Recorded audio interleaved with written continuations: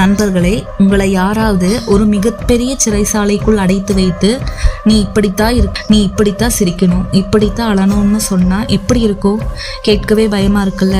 ஆனா 2.5 கோடி மக்கள் வாழ்ற ஒரு நாட்டுல இதுதான் அன்றாட வாழ்க்கை. அந்த நாட்டுல நீங்க காலையில எழுந்து என்ன ட்ரெஸ் போடணும், என்ன ஹேர் ஸ்டைல் வைக்கணும்னு கூட அரசாங்கம் தான் முடிவு பண்ணும். ஒருவேளை தலைவருக்கு பிடிக்காத ஹேர் ஸ்டைல் நீங்க வச்சிருந்தா உங்களை என்ன செய்வாங்கன்னு நினைக்கிறீங்க?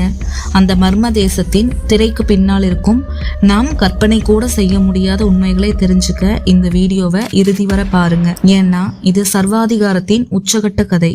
முதல்ல அவங்க உலகமே வேற. நாம இப்போ 2026 இருக்கிறோம். ஆனா வடகொரியா இன்னும் 115வது ஆண்டுல தான் இருக்காங்க.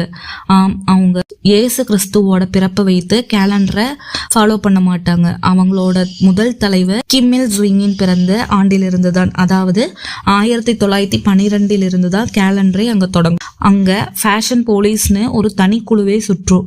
அரசாங்கம் அனுமதித்த 28 ஹேர் ஸ்டைல ஒன்னதான் நீங்க செலக்ட் பண்ணணும். முக்கியமா அந்நாட்டின் தலைவர் கிங் ஜுவைங் வச்சிருக்கிற ஹேர் ஸ்டைல் சாதாரண மக்கள் வைக்கவே கூடாது.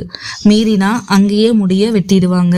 பெண்கள் கம்மல் போடக்கூடாது, ப்ளூ ஜீன்ஸ் போடக்கூட தடை. ஏன்னா அது அமெரிக்காவின் கலாச்சாரமாம். மின்சாரம் என்பது அங்கே ஒரு ஆடம்பரம். இரவு நேரத்தில் சேட்டிலைட் படத்தை பார்த்தால் தென்கொரியா வெளிச்சத்தில் மின்னும், வடகொரியா மட்டும் கருப்பு ஓட்டை போல இருட்டாக இருக்கும். தலைநகரில் இருக்கும் விஐபிகளுக்கு மட்டும் ஓரளவுக்கு மின்சாரம் கிடைக்கும். இன்றும் கிராமப்புறத்தில் உள்ள மக்கள் மெழுகுவர்த்தி வெளிச்சத்தில் தான் வாழ்றாங்க. மேலும் இங்குள்ள கல்வி முறை இன்னும் விசித்திரமானது. குழந்தைகளுக்கு ABCD சொல்லிக் கொடுக்கும் போது ஏ என்றால் அமெரிக்காவை ஒழிப்போம் என்பது போன்ற வெறுப்பு பிரச்சாரத்தையே சொல்லிக் கொடுக்கிறார்கள். மேலும் கிங் ஜுவைங் 3 வயதிலேயே கார் ஓட்ட கற்றுக்கொண்டார். 9 வயதிலேயே படகு போட்டியில் வென்றார் போன்ற அறிவியல் ரீதியாக சாத்தியமில்லாத கதைகளைத்தான் பாட புத்தகமாக வச்சிருக்காங்க. மேலும் கேட்கவே வேடிக்கையான ஒரு கொடூரமான கட்டுப்பாடு ஒன்று உண்டு. வடகொரியாவில் உரத்தட்டுப்பாடு இருப்பதால் ஒவ்வொரு குடிமகனும் ஒரு குறிப்பிட்ட அளவு மனித கழிவுகளை அரசாங்கத்திடம் ஒப்படைக்கணும். அதை விவசாயத்திற்கு பயன்படுத்துறாங்க. இதற்காக மக்கள் தங்கள் கழிவுகளை கூட பாதுகாத்து வைக்கும் அவல நிலை அங்கு உண்டு.